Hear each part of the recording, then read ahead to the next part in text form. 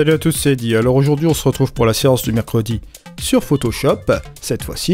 Et je tenais à vous annoncer justement à ce sujet-là qu'il y a des choses qui vont changer sur la chaîne, en amélioration bien sûr. Chaque mercredi je vais travailler sur Photoshop et chaque dimanche, nous ne changeons pas, ce sera Luminar 4. Mais en plus de cela, je vais rajouter 1 à 2 vidéos supplémentaires en plus de ces séances-là, où nous allons traiter encore toujours de post-production sur différents logiciels. Ce sera selon le feeling, je vous apporterai un petit peu ces informations en temps voulu, ok? Donc là, aujourd'hui, on se retrouve sur Photoshop. Alors, vous êtes prêts? On y va? C'est parti. Alors, la semaine dernière, je vous ai parlé de Camera Raw et de Lightroom.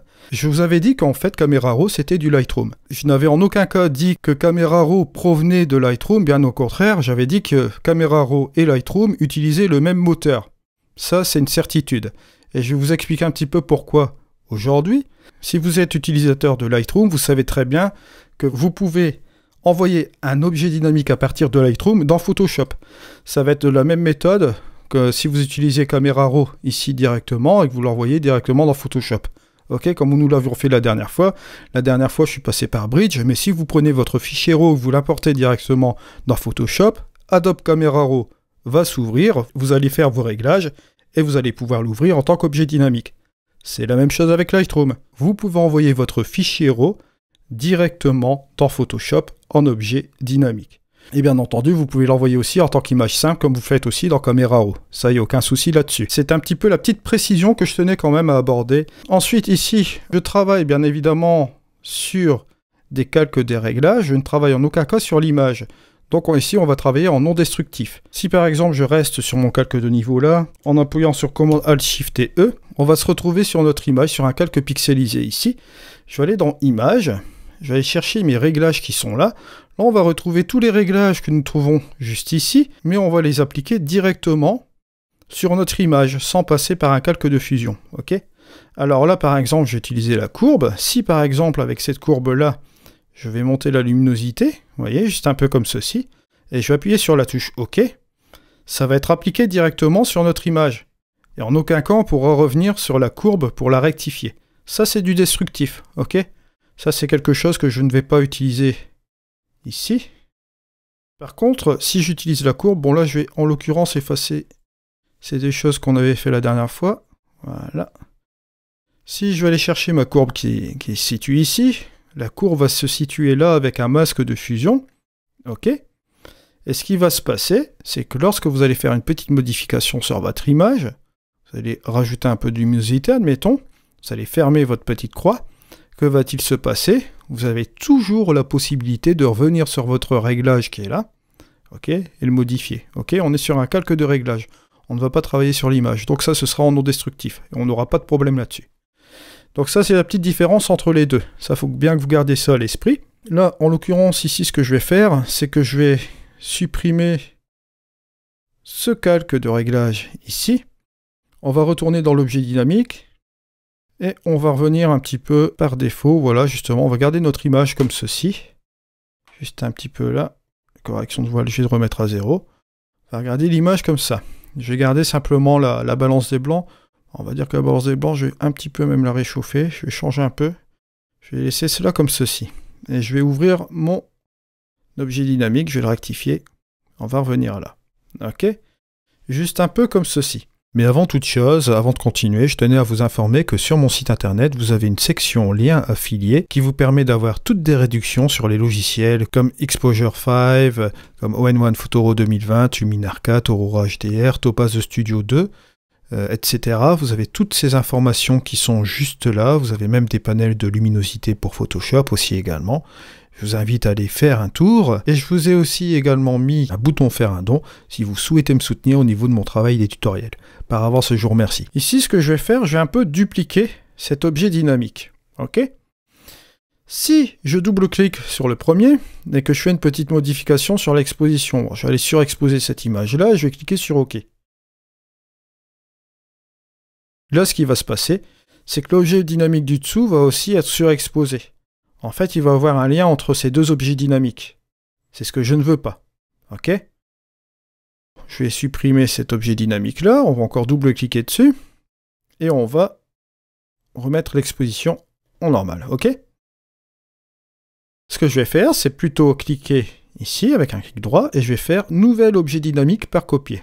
Hop, juste comme ceci.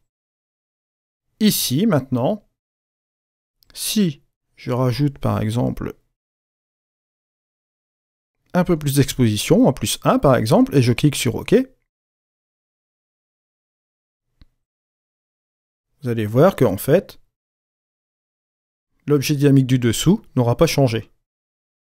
Ce qui veut dire que les deux objets dynamiques sont indépendants. Ce qui a pour avantage de jouer un petit peu avec du blending entre ces deux objets dynamiques. Le blending, c'est quoi? C'est un mélange de couches entre les deux expositions.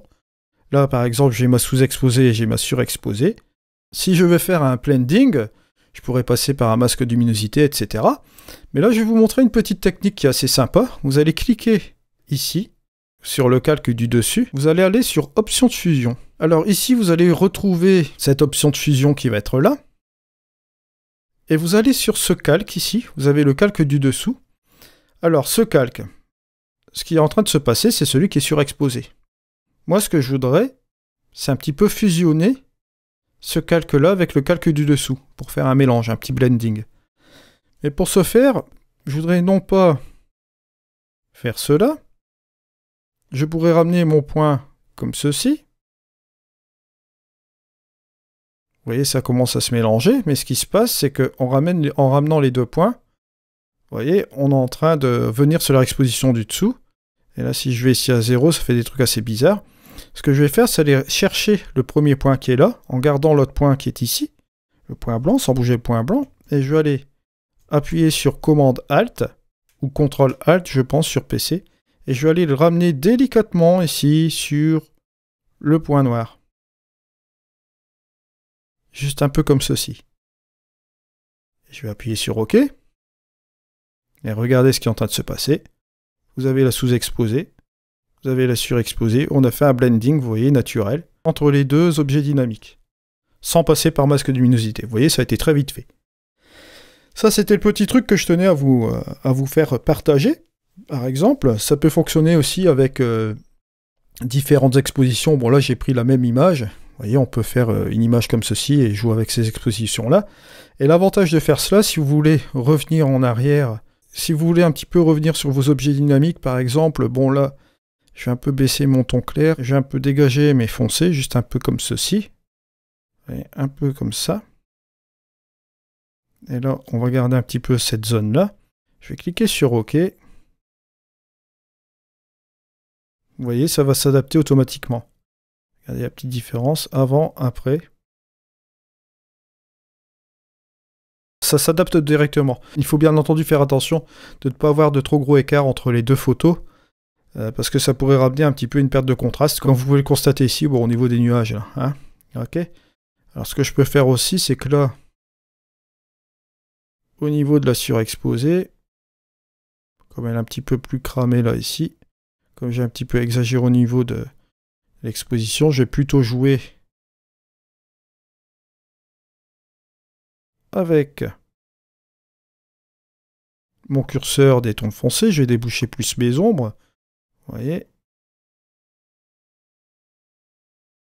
La lumière, je vais un petit peu les baisser comme ceci. Et on va essayer de... Voilà, de mélanger un petit peu les deux expositions comme ceci. Vous voyez, c'est un petit peu plus sympa au niveau du blend, d'une manière un petit peu plus naturelle. Et ça se fait directement entre les deux fichiers dynamiques. Voilà. C'était un petit truc sympa pour vous montrer, pour avoir une bonne base pour commencer à travailler sur une image. On se retrouve donc ce dimanche, et il se peut qu'on se retrouve peut-être demain ou après-demain. Allez, je vous remercie de m'avoir suivi, c'était Eddy. Au revoir.